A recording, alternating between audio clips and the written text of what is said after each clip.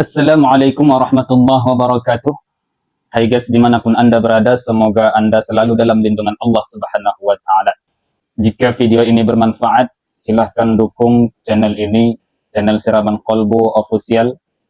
Silahkan like, share, dan subscribe. Terima kasih kepada teman-teman yang sudah mendukung channel ini. Mudah-mudahan kita juga semua dapat kebaikan dari channel ini. Jika ada kritik dan saran, mohon berikan komentarnya, komentar yang mendukung agar kami selalu memperbaiki diri.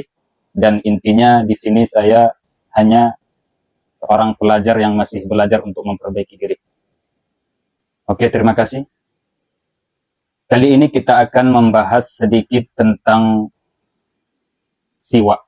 Namun tidak seluruhnya, kita akan membahas tentang kapan waktu-waktu yang sangat dikuatkan di dalam bersiwak.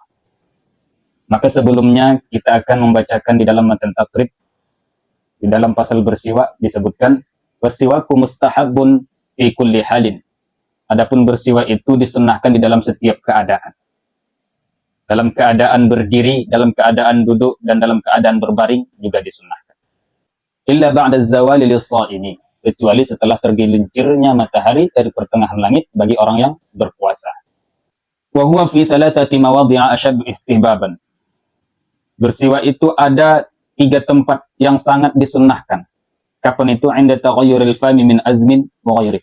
Ketika bau mulut seseorang itu berubah sebab diam.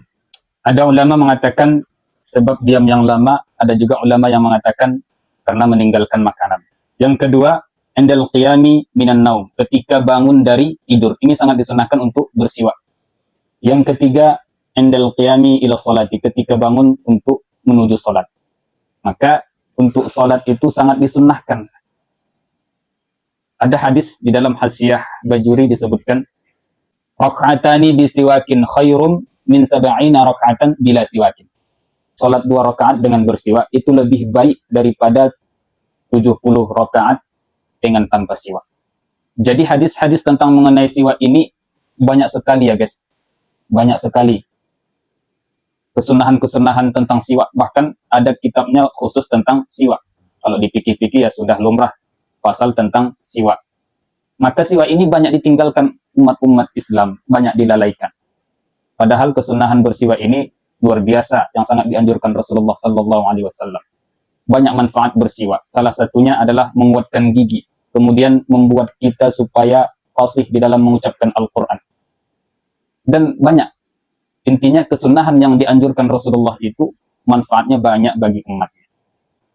Laula an asyqa ala ummati la amartuhum bisiwaki inda kulli shalah.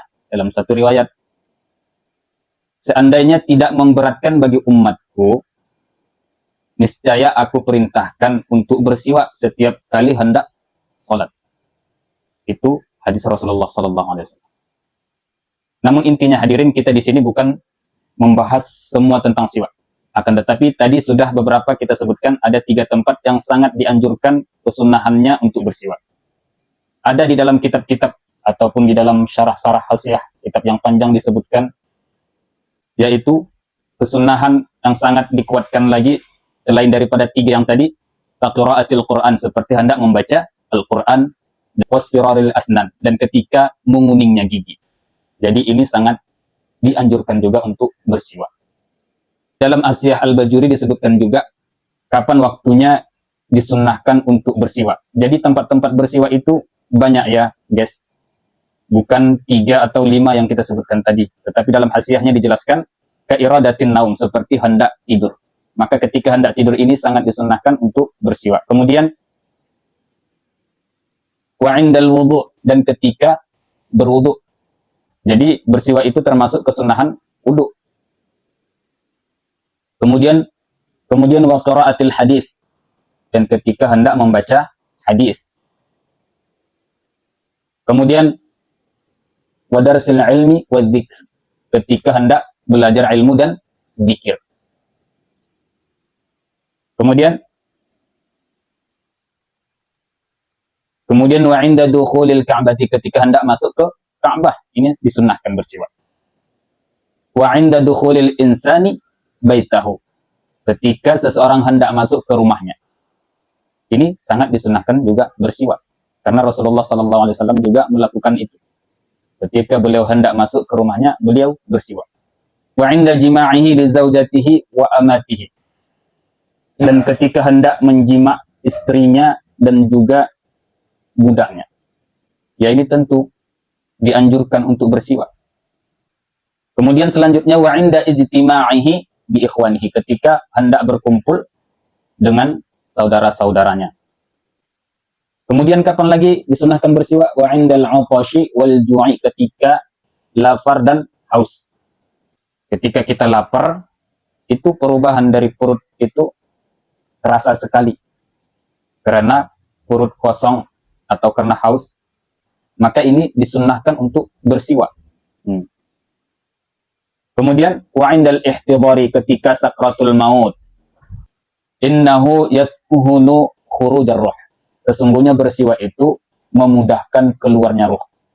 Maka ulama menyimpulkan bahwasana sunnah bersiwak ketika sakratul maut. Kemudian wa fis sahri, ketika sahur. Kemudian wa iradatil akli, dan ketika hendak makan. Ini disunnahkan ketika hendak makan. Wa ba'dal witri, dan ketika setelah witir. Setelah salat witir. Wa iradatis safari, dan ketika hendak safar. Wa 'indal qudumi minhu, dan ketika pulang dari safar. Ini sangat disunnahkan ya guys. Fa illam yaqdur 'ala jami'i dzalika istaka fil yaumi wal lailati marratan. Jika dari seluruh ini yang tadi kita sebutkan tadi tidak sanggup kita lakukan semua, maka disunnahkan seseorang itu bersiwak dalam sehari semalam itu 1 kali. Jadi jika tidak sanggup semuanya tadi, tempat-tempat kesunahan di dalam bersiwak itu, maka dikatakan oleh Syekh Ibrahim Al-Baijuri bahwasanya kita disunnahkan dalam sehari semalam itu 1 kali.